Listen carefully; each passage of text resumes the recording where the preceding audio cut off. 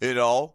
And I guess a good comparison would be Aeneas Williams. Aeneas Williams had a phenomenal career, long-time cornerback for the Arizona Cardinals, and he gets in. And so Rondé Barber kind of like that same, on that same level, you know. But the Lynch, John Lynch definitely was the leader in the secondary, or the guy that most people looked at as the leader in the secondary. And whether that was from the urging or because of the way that the media wanted him to be the leader of the secondary or not, I mean, he was. From Andre Elon, Rondé Barber better not get into the Hall of Fame before Everson Walls. Oh, yeah, bro. Everson Walls been out of football for 30 years, bro. That ain't going to happen.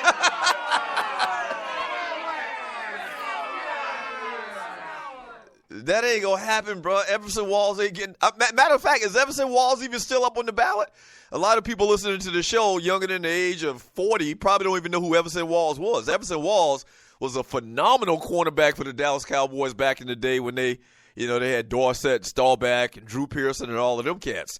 Bruh, if he not in now, because I'm going to guess Everson Walls been out of football for at least 25 years. If he ain't in by now, he ain't never going to get in.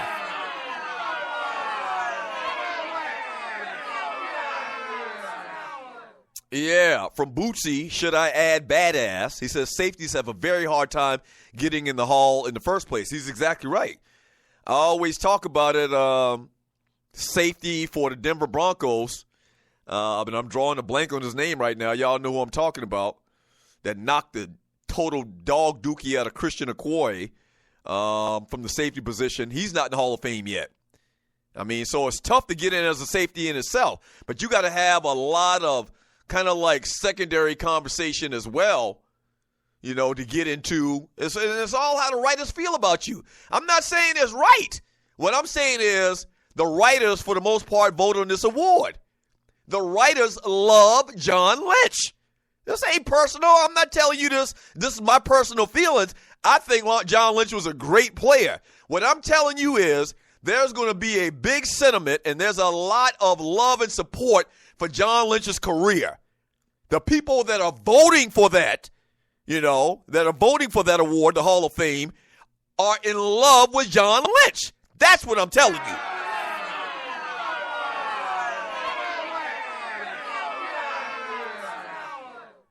Yeah, right. I mean, it's definitely right. Atwater, Steve Atwater. I apologize. I take a lot of hits to the head. So Steve Atwater isn't in the Hall of Fame yet.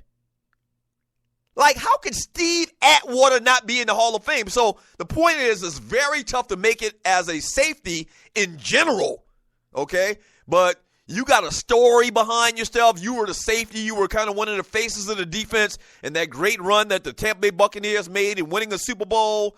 You were a good player as well. You can't take it away from him. You was a great player as well. And you were kind of like the face of, once again, the defense, or one of the faces. Like, I think him, Brooks, and Sapp were kind of like interchangeable. If you said who was the biggest face of that defense, it was those three. And maybe you'd say one slightly over the other, one a little bit less than the other.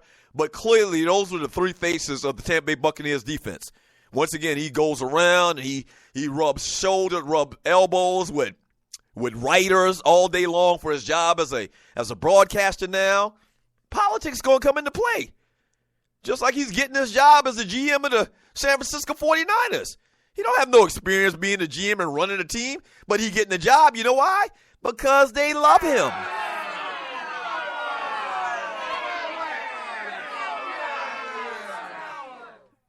From Truck D, took me back talking about Everson Walls, the great Everson Walls. From Andre Elam, John Lynch was better than Michael Downs, or wasn't better than Michael Downs either. I remember that name. Who did Michael Downs play for? And you're listening to the Doug Stewart Show. Was he a Cowboy too? Seems like he might have been a Cowboy. Let's see if I can pull him up here real quick. Michael Downs. Was he a Dallas Cowboy? Michael Downs, yeah. Is a former American football player, played for the Dallas Cowboys from 81 to 88. So Michael Downs, I think, played safety for Dallas during that era where they had Everson Walls and Hollywood Henderson and Ed Too Tall Jones, Harvey Martin, all of them cats, man. The Cowboys players, man, back during that time, man, had a huge huge profile. I mean, all of that America's team stuff. And they had some big name players on the offense and defense that I just, like, probably more so than any other team at the time. And we talked about this a couple of days ago as well. You're listening to the Doug Stewart Show. Just like the Cowboys brand is just big. But back during that time, man, that offense, you had my man Andre Elon mentioned the great Robert Newhouse, who wore number 44 at fullback. You had Robert Newhouse. You had Tony Dorsett. You had Drew Pearson. You had Butch Johnson with the bang bang shoot 'em up. Roger Staubach. On defense, you had, just legends. Harvey Martin, Ed Too Tall Jones, Everson Walls, Downs as well. Randy Martin. Remember the great Randy Martin? I mean, they just had Hollywood Henderson. I mean, just legendary names from, and I don't know whether the kids today are going to be able to reel off names 30 years from now of players on the New England Patriots or not. I doubt it.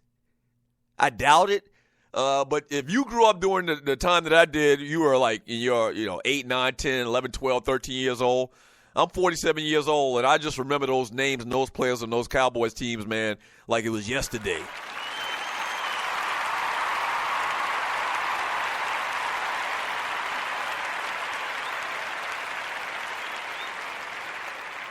Randy Martin. Whoa. Wait a minute. Did I say Randy Martin? No, it's not Randy Martin. It's Harvey Martin and Randy White.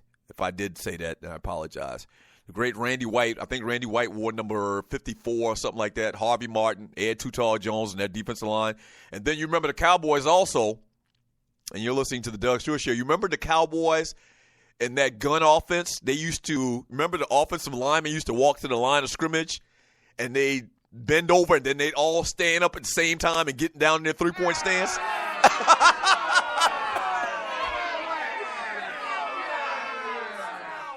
You remember that? You remember the Cowboys? This is going. Oh, and I don't know. See, this is crazy how I can't remember Steve Atwater's name in 1 minute, but then I can remember something very small and specific about 1978.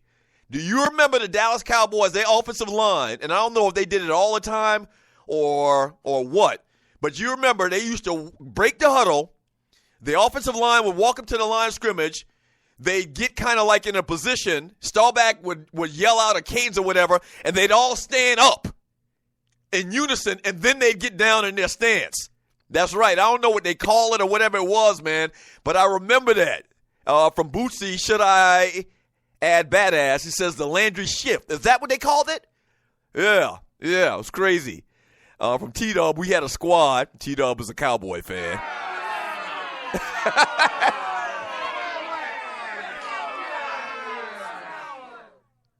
From A.L. Thompson, Doug sound like a Cowboy fan. No, I'm not. I'm not a Cowboy fan. I'm definitely not a Cowboy fan. But the Cowboys were, like they said in that movie, the Cowboys were kind of a big thing back in the day.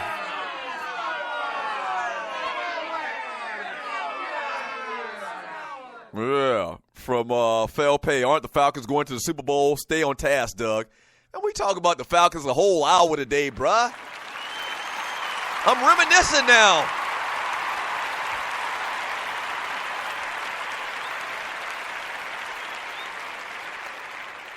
From Loose Neck Side was the line shift. Okay, so the line shift or the Landry shift is what I'm hearing it was called. From Miss Mocha Bella X Squad, I feel bad for Emmett Till's mother, knowing that the female colonizer lied on her teenage son, and that was hung for that. Now she's trying to sell a book. Yeah, I heard about that, man. From Slide Sports Guys, appreciate it, Andre. It was a good one. They sold out the Cobb Civic during the girls' game. Folks was fighting because they couldn't get in. What exactly is he talking about? From T-Dub, good conversation, Doug, the Cowboy fan.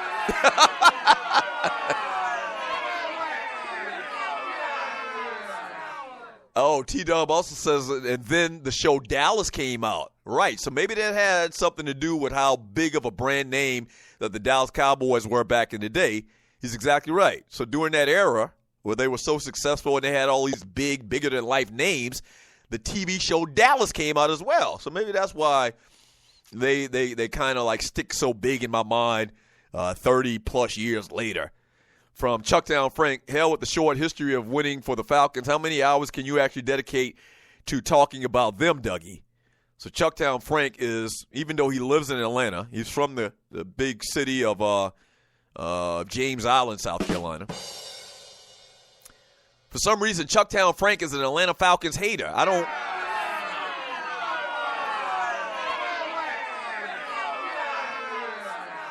Right. He lives in Atlanta, has lived in Atlanta for, I'm going to guess, 20 years, but he hates the Falcons. His favorite team is the Boston Celtics in basketball. Chucktown Frank is all over the place. From Kaza, I like the Cowboys back in the day. We all did a little. And I guess technically I may have liked the Cowboys a little bit because I played for the Monks Corner Cowboys for 5 years, and so it was kind of synonymous. But I never was no Cowboy fan, like, that was my team. Like, I never said, oh, the Dallas Cowboys, the professional team is my team. I was a Cowboy. Speaking of which, I mentioned it on my Facebook post this weekend, the picture I posted with me and my boy.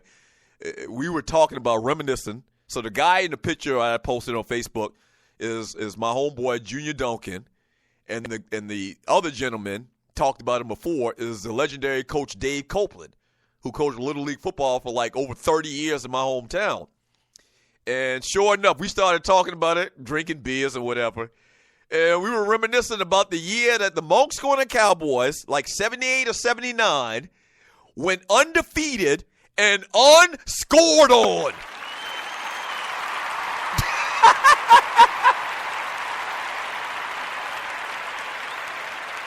That's right. And I think it was the regular season. I think the last game in the playoffs, in the tournament at the end of the season, I think the last game of the year, somebody scored on us. But in the regular season, nobody beat us and nobody scored a point on us. Not even a field goal. We didn't kick field goals back then when you were that little. And maybe they don't do it still today. But nobody scored a point. Not 1 point was scored on the 78 Monks Corner Cowboys.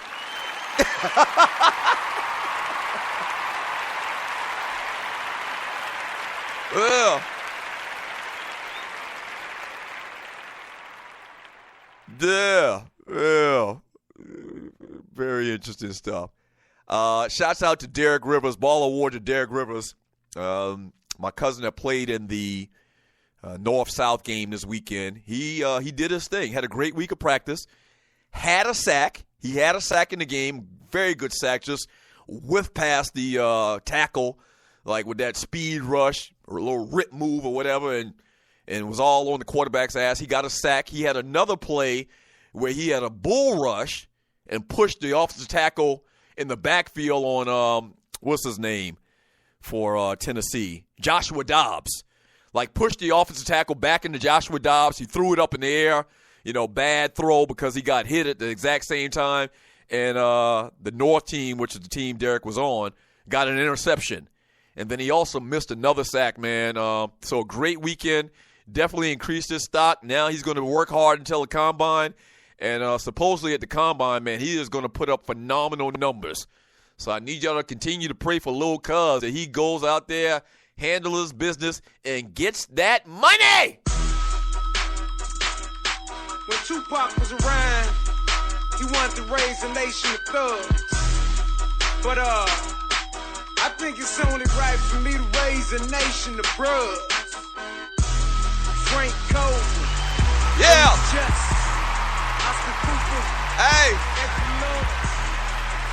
Thank you for joining me today on the Doug Stewart Show. Have you become a premium member? You should. It's only $4 a month, man.